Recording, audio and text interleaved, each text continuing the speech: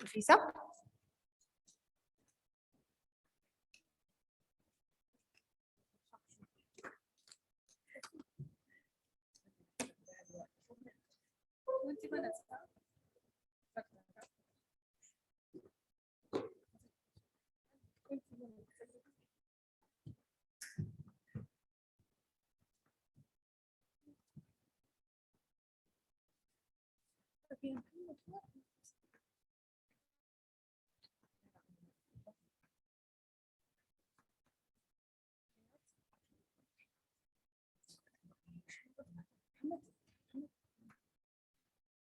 شغال واحد من دول.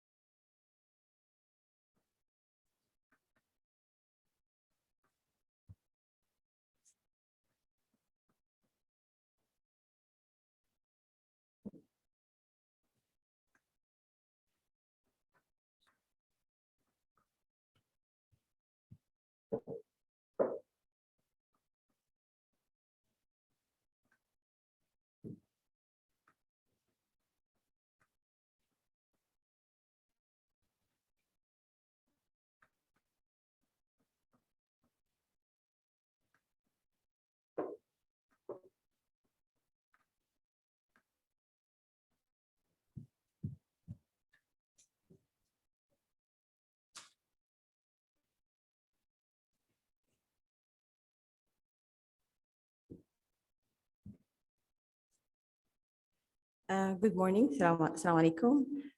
Thank you, Ashfaq, for the kind introduction. So I'm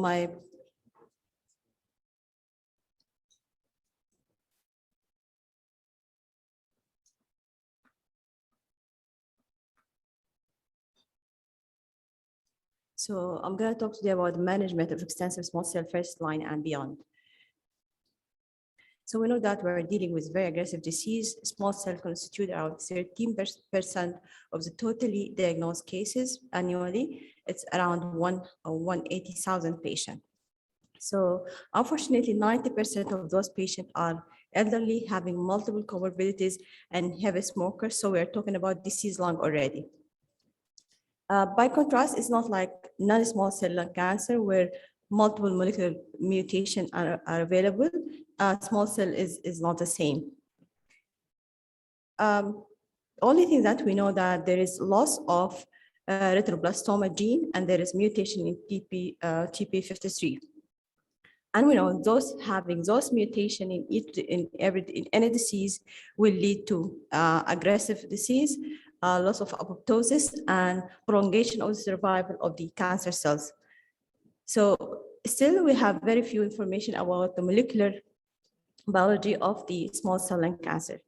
What is the standard of care for treatment of small cell lung cancer? It is platinum plus etoposide, and for the last 2 decades, there is no major change in this.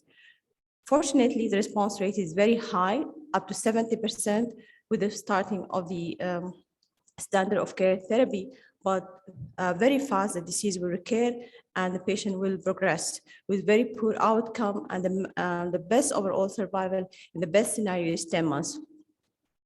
So, but the information that we know very well, small cell a patient has very high mutation rate, which suggests that those patients might benefit from introduction of immune checkpoint inhibitor. So adding immunotherapy might add a little or much, we don't know yet, to the standard of care. So we might get better overall survival or better PFS. So what about frontline therapy? We know the classification of the small cell is still, we are following the old classification, limited disease or extensive disease. Limited disease, the treatment is in early stage, is surgery followed by adjuvant radiation or chemotherapy. Then in the patient who are elderly, not fit to go for surgery, they will go for concurrent chemoradiation or sequential treatment. In extensive stage, still, we don't have only carbo or cisplatin plus etoposide. The only new things that happened in the last few years in the treatment of extensive disease is PCI, prophylactic cranial irradiation, for patients who are having a good result after induction chemotherapy.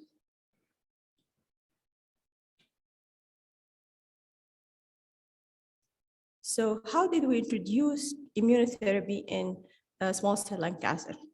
The first trial, and I think there are multiple trials in immunotherapy in combination with immunocombined with chemo, but there are two landmark trials. I'm going to mention them today. The first one is Empower 133 trial. Empower, they tested atezolizumab plus standard of care chemotherapy. Actually, they used only carboplatin. They did not introduce cisplatin in this trial. They enrolled around 400 patients randomized into two-arm, one-to-one randomization. The first group, first arm, received atezo plus carbo plus etoposide, and the second arm received placebo plus carbo plus etoposide. Patient did receive 4 cycles, and then maintained, the first arm maintained into atezolizumab, and the second arm maintained into placebo. The endpoint, the primary endpoint was overall survival and PFS. The secondary was disease control rate and overall response rate. So looking at the baseline characteristic, well balanced between the two groups, they put the patient, they classified them by age, sex, history of smoking, performance status, and previous anti-cancer therapy. So looking at the Kaplan-Meier curve, we can see significant improvement. The two curves were almost overlapping in the beginning of the treatment. So this is at the time of induction chemotherapy. So two curves were overlapping. Then the separation started gradually when we start the maintenance, the first one, and when we start maintenance with atezo, and continue to be narrow in the patients who have continued or maintained on placebo. So overall survival was 2.5 in the atezolizumab arm, and it was 10.3. So it's like 2-month difference in the overall survival. And PFS, it was like 1 month difference in overall survival. Hazard ratio for overall survival was 0.7, and the p-value was high 0.007. And the p-value for overall PFS was 0.004. So looking at the subgroup analysis, you can see that all patients did benefit from addition of atezolizumab to standard chemotherapy. The only patient who did not get the great benefit or the maximum benefit, those are the patients who were having brain metastasis. So what about adverse event? Nothing was new. No new safety signals appeared. Fortunately, grade 5 was not there. Grade 3 and 4 was minimal, and most of the side effects were grade 1 and 2, and they were manageable. So they did not only look at the whole patient, they even went further and looked at the patient after the start of the maintenance, either from they look at the patient who received maintenance therapy, either from start of maintenance or from start of randomization. So they put patient into two groups: patient who had been maintained on placebo and patient who had been maintained on atezo. So looking at the overall survival, the hazard ratio was 0.5. Median overall survival for patients who were maintained on atezo was 12.5, and patients who had the median overall survival, was 15.7. What about PFS? The hazard ratio was 0.54, and the median PFS was 2.6, and it was 1.8 in the placebo arm. For median PFS, it was 5.5 and 4.5 in the placebo arm. So again, the adverse, no new safety signals. Grade 3 and 4 was very minimal, and toxicity profile was comparable in spite of maintaining patient on placebo. So this is something very good, that when you give patient immunotherapy and you leave the patient without treatment, still the side effects and toxicity are comparable. So their conclusion that immunotherapy did not add much toxicity to chemotherapy, and chemotherapy did not add toxicity to immunotherapy. So what about immunotherapy related side effect like hypothyroidism, pneumonitis, pancreatitis? Fortunately, the incidence was only a very small, very few number of patients had this pneumonitis happen in less than 1% of the patient. And it was only grade 2. So there was overall survival and PFS in the maintenance population on patients receiving atezolizumab. There was improvement in PFS and overall survival in case of induction chemotherapy and induction of chemotherapy plus atezolizumab, and in case of maintenance with atezolizumab. So what about other immunotherapy? Durvalumab, this is a Caspian trial. Actually, it is the same trial, like we can say like a copy paste or mirror image of Empower 133. There are very minor differences. One of the very important differences that in the Caspian trial, they allowed use of cisplatin, while in Empower 133, they use only carboplatin. And here also they allowed 4 to 6 cycles, while there they give only 4 cycles. So in the Caspian, around 800 patients had been enrolled. Patients were randomized into 3 arms, 1-to-1 arm. The first arm received durvalumab plus tiragolumab, and the second arm plus the first arm, tremi durvalumab plus 4 cycles of carbo or cis plus etoposide. The second arm received durvalumab plus standard therapy, and the third arm received only the standard therapy plus placebo. So the first 2 arms, the arm 1 received 1 extra cycle of tremelimab and then maintained on durvalumab, and the second arm received durvalumab maintenance, and the third arm received placebo maintenance.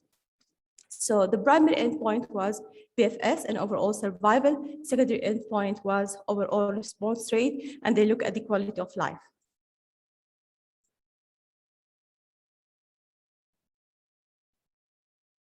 So baseline characteristic, as I told you, it's like a mirror image. Here we can compare the baseline characteristic of the Empower and Caspian trial, almost the same. They classified patient according to age, sex, and performance status, history of smoking, and presence or absence of liver brain metastasis.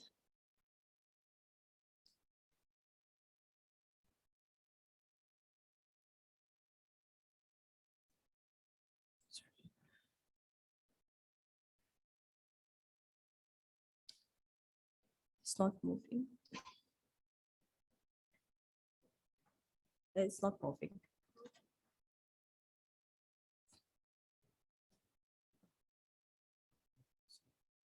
What's the audio?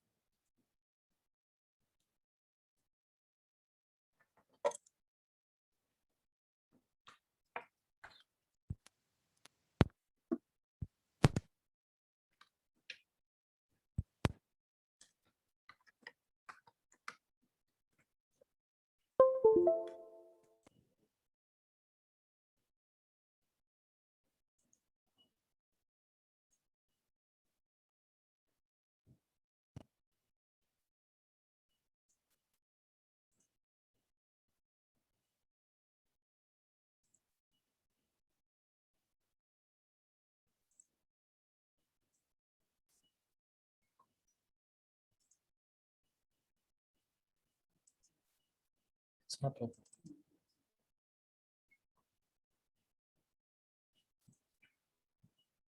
It's closed.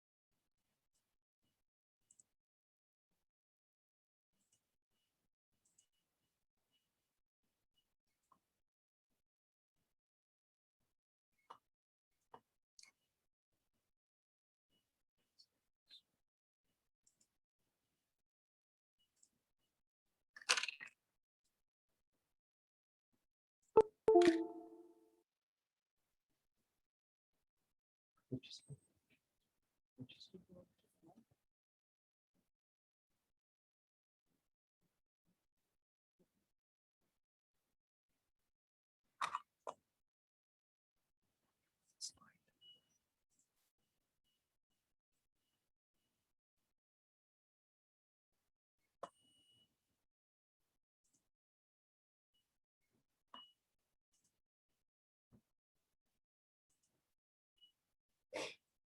something wrong with this.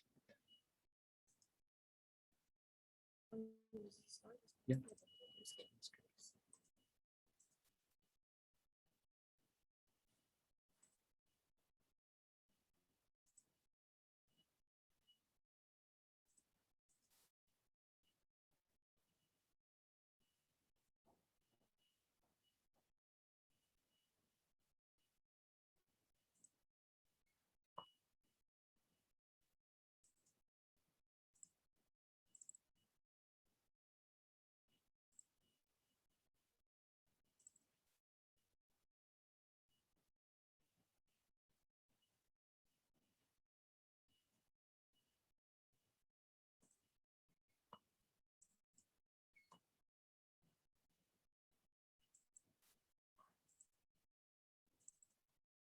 No one else.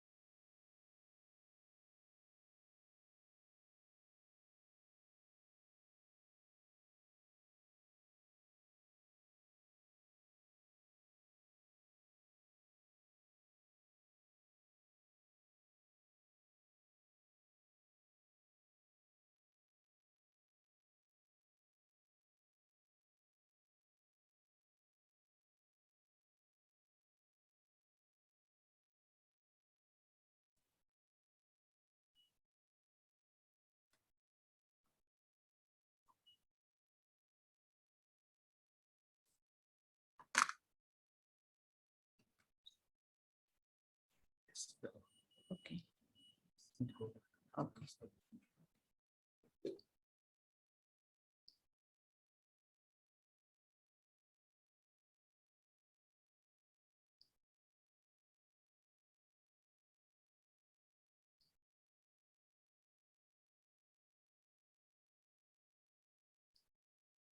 Sorry for that. So going back to baseline characteristic, as I mentioned, well balanced between the three arms, sorry, and it was like similar baseline characteristic like in the Empower 133.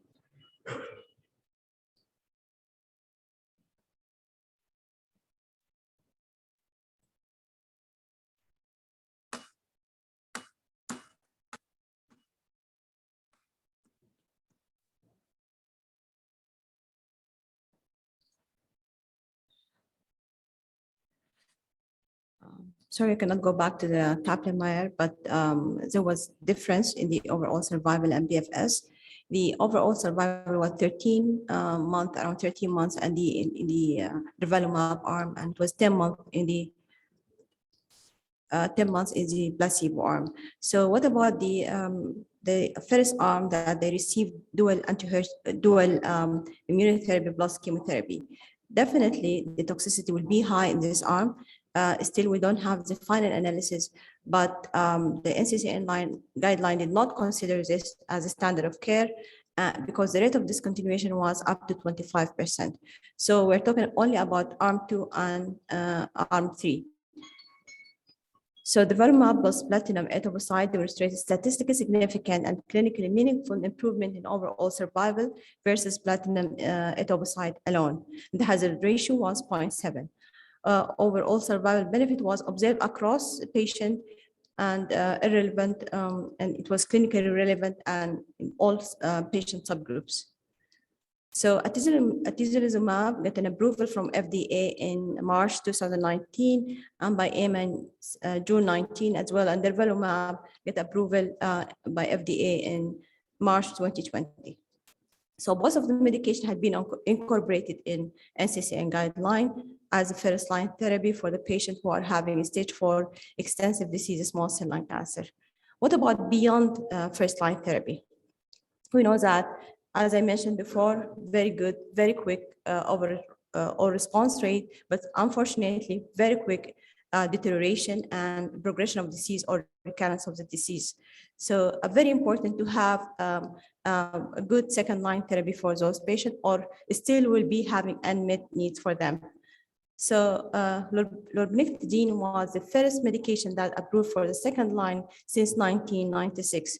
And 1996, that at the time was of the approval of topotecan. It is a selective inhibitor of oncogenic transcription. How does it act?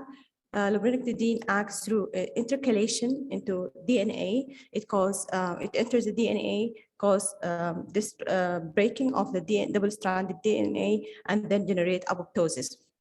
The other way of working also, it modulate the tumor microenvironment through inhibition of associated macrophages.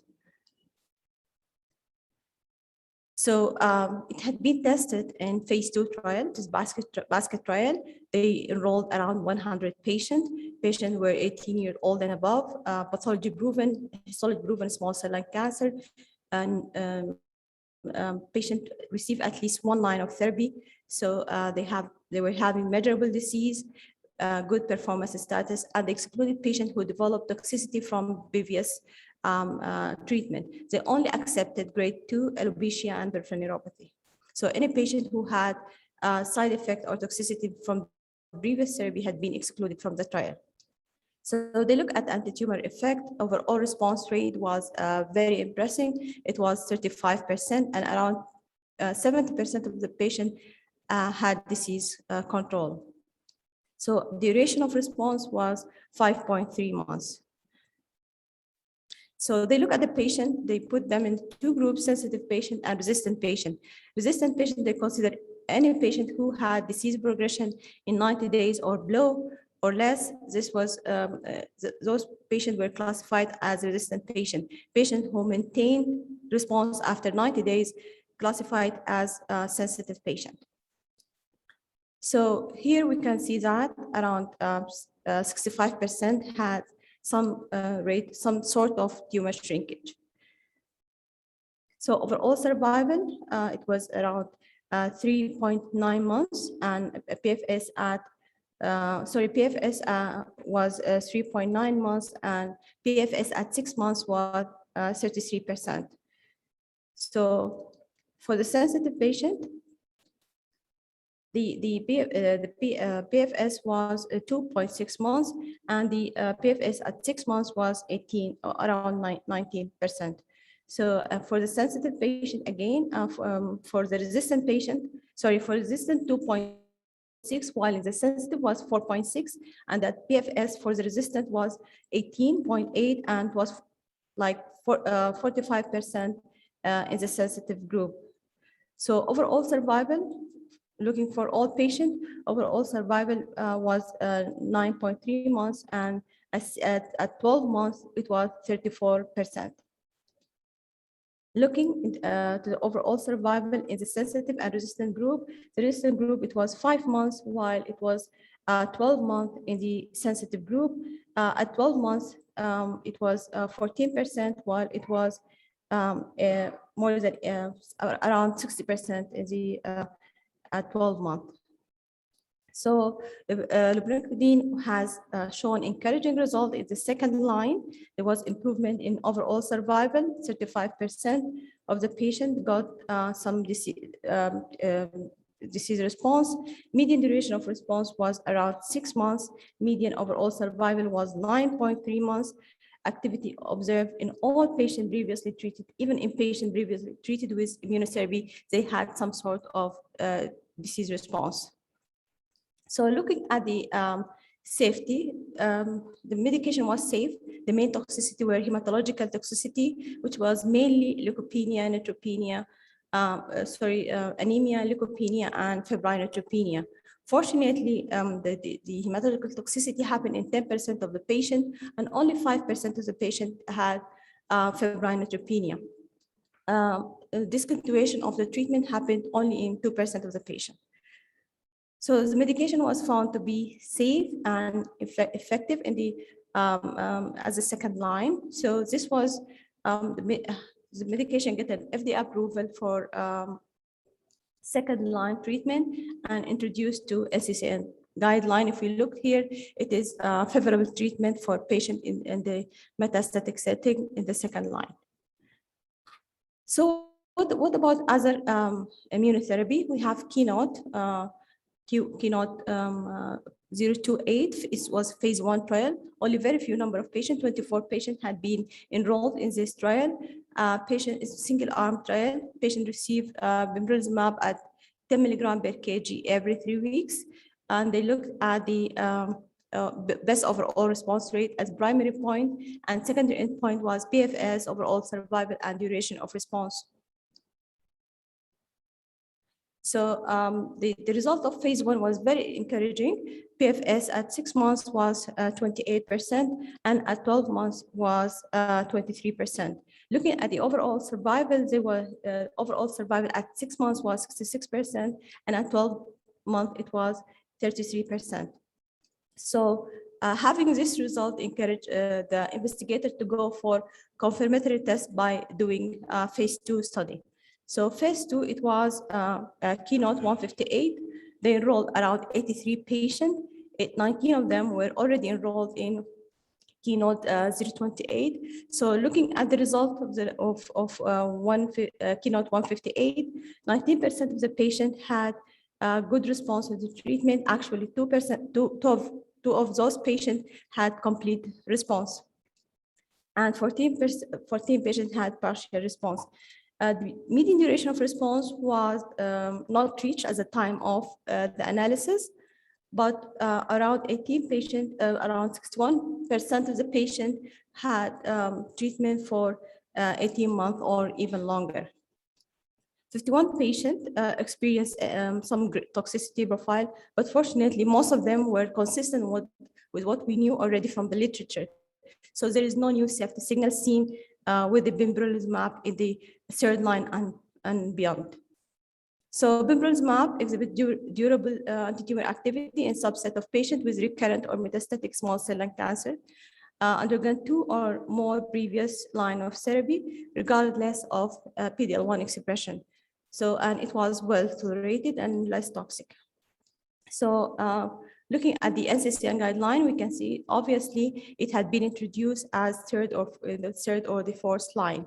What about nivolumab? It had been approved also as well in combination of ipilimumab, but unfortunately, this was in phase 2 trial, but in the confirmatory trial, the result was not consistent with the phase 1 trial, so the medication had been withdrawn for that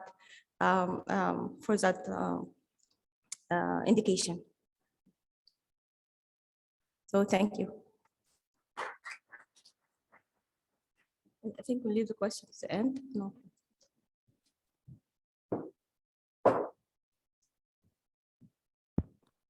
Thank you very much, Dr. Nafisa. Very nice presentation.